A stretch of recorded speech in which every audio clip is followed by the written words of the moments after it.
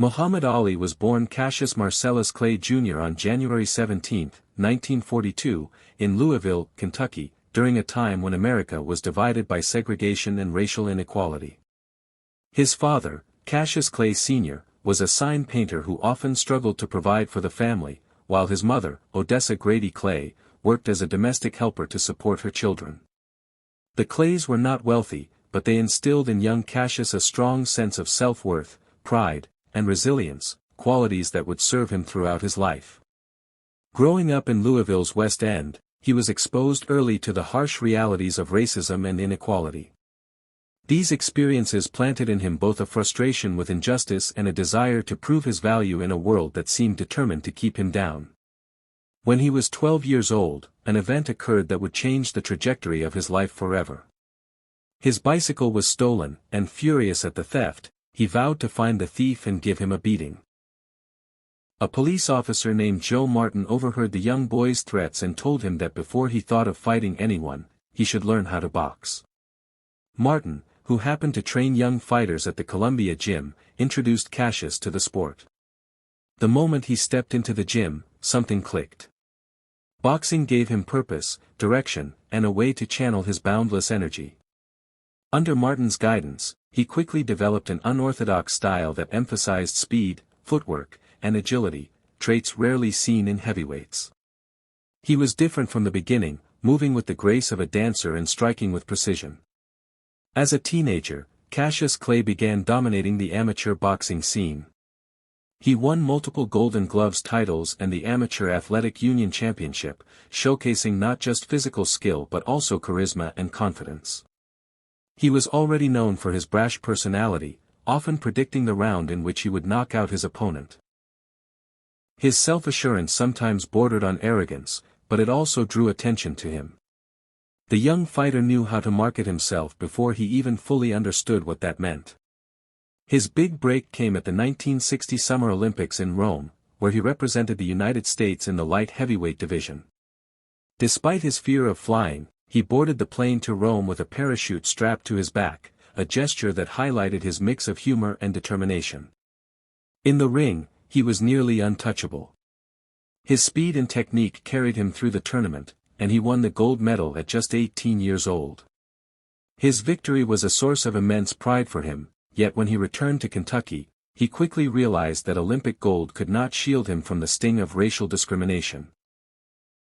There are stories, whether apocryphal or not, of him being denied service at a segregated restaurant even while wearing his medal, and his frustration with the treatment of African Americans in the United States only deepened.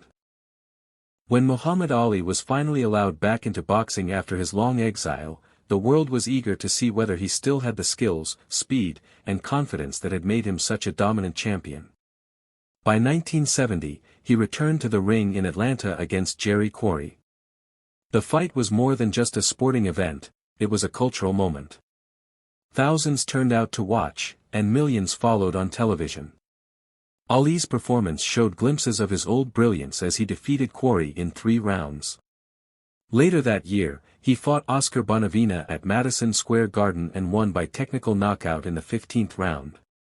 These victories set the stage for one of the most anticipated fights in history, a clash with Joe Frazier, the reigning heavyweight champion. On March 8, 1971, at Madison Square Garden, Ali faced Frazier in what was billed as the fight of the century. The event lived up to its name. Both men entered the ring undefeated, both represented more than just boxing. Ali symbolized resistance, charisma, and social change, while Frazier was seen as the hard-working, humble champion who represented the establishment's counter to Ali's defiance. The build-up was intense, and when the fight began, the world watched with rapt attention. Ali started strong, using his jab and quick footwork, but Frazier's relentless pressure and devastating left hook wore him down. In the 15th round, Frazier landed a crushing hook that sent Ali to the canvas. Although Ali rose and finished the fight, the judges awarded Frazier a unanimous decision. For the first time in his professional career, Muhammad Ali had been defeated. The loss was devastating, but Ali refused to be broken. He acknowledged Frazier's toughness but insisted he would come back stronger. Over the next few years, he fought relentlessly to regain his place at the top. He defeated opponents like Jerry Quarry again, Floyd Patterson, and Bob Foster, showing resilience and determination. In 1973, however, he faced another setback when he lost to Ken Norton, who broke Ali's jaw during the fight. Many thought Ali's career might be finished, but he surprised them again. Just months later, he returned to face Norton in a rematch and won by split decision. Later that same year, Ali fought Joe Frazier in a non-title bout that was billed as Super Fight 2. This time, Ali fought with more strategy and discipline, winning by unanimous decision.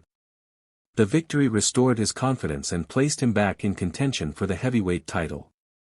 Meanwhile, in 1973, a young and powerful fighter named George Foreman had destroyed Joe Frazier to win the heavyweight championship. Foreman seemed unstoppable. He was bigger, stronger, and had knocked out nearly every opponent in devastating fashion. Many believed Ali had no chance against the fearsome Foreman. But Ali, never one to shy away from a challenge, accepted the fight. The bout was set for October 30, 1974, in Kinshasa, Zaire, now the Democratic Republic. As Muhammad Ali moved into retirement, his role in the world shifted from champion fighter to global humanitarian and enduring cultural figure. Though the boxing gloves were hung up, his influence extended into every corner of the globe. People no longer looked at him solely as the heavyweight who had danced around Sonny Liston, toppled George Foreman, and endured the wars with Joe Frazier. They now saw him as someone who represented courage, resilience, and the unbreakable human spirit. His life after boxing was, in many ways, as remarkable as his time in the ring, because it showed that greatness is not measured only in victories but also in how one carries oneself when strength begins to fade. Ali's diagnosis with Parkinson's disease in 1984 shocked the world. The disease slowly robbed him of his physical abilities, making it harder for him to speak, move, and interact in the same way he once had. For a man who had made his name on speed, grace, and a quick tongue, the illness was cruel. Yet Ali faced it with the same determination that had carried him through his fights. Rather than hiding from the public, he continued to appear at events, smiling, shaking hands, and inspiring others with his quiet strength. He once said that Parkinson's was another kind of fight, one he could not win in the ring but could battle every day with courage. Throughout the 1980s and 1990s, Ali took on roles that transcended sports. He traveled to countries in conflict, meeting with leaders and ordinary people, spreading messages of peace.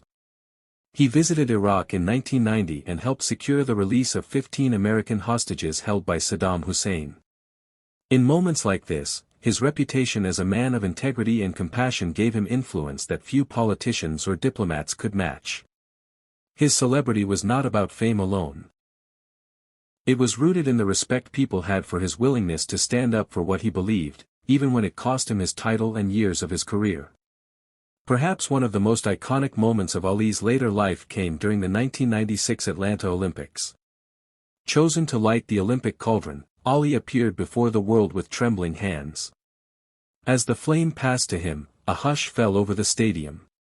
His body shook from Parkinson's, but his resolve was steady. Slowly, he lifted the torch and lit the cauldron, igniting not only the flame of the games but also the hearts of millions watching. Tears filled the eyes of spectators, athletes, and viewers worldwide. In that moment, Ali reminded everyone that greatness was not about perfection, but about facing challenges with dignity and courage. Ali's humanitarian efforts were vast. He supported countless charities, worked to promote education and tolerance, and became a global ambassador for peace. He met with world leaders, advocated for humanitarian causes, and continued to inspire young athletes to dream big and stand firm in their principles. Even when he could no longer speak clearly, his presence carried.